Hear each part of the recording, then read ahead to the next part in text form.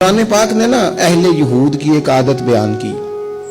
वो पता क्या करते थे, उनको दो हुक्म दिए जाते थे ना अल्लाह की तरफ से, तो जो उनकी मर्जी का होता था उसे मान लेते थे और जो मर्जी का नहीं होता था उसे छोड़ देते थे।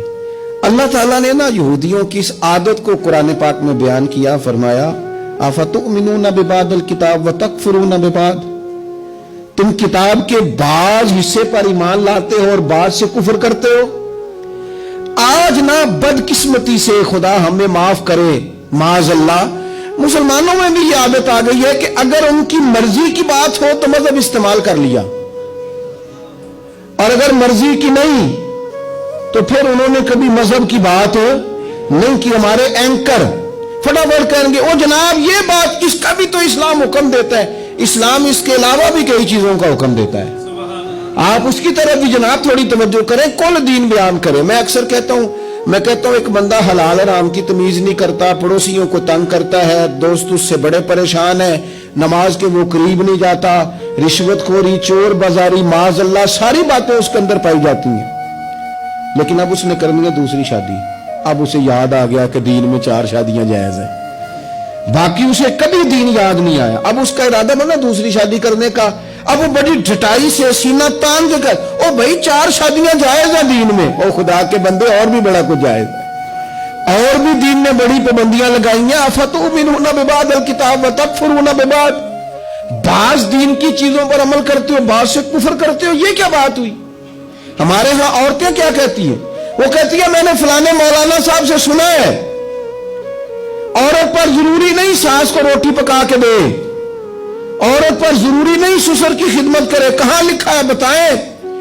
तो मैंने कहा चलो जो लिखा है उस पर ही अमल कर लो। ये लिखा है दीन में कि हुजूर ने फरमाया सिवाय खुदा के किसी को सजदा जायज होता तो मैं औरत को कहता खामद को कर।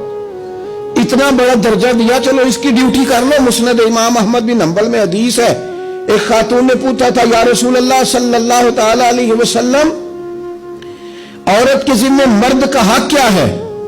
तो हुजूर ने फरमाया अगर मर्द की नाक से पीप निकले और औरत अपनी जुबान से साफ करे तो फिर भी खामन का हक अदा नहीं होता।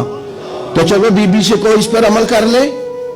और अगर औरत कहती है मैंने अमल करना है तो फिर दीन ने उसे कहा वकरना फी बुयूतिकुन्ना, अपने घरों में ठहरी रहो, निकलो ही ना, बगैर मजबूरी के घर से निकलो ही ना, तो इस पर अमल करो। सिर्फ जो तुम्हारी मर्जी का है वो दीन है।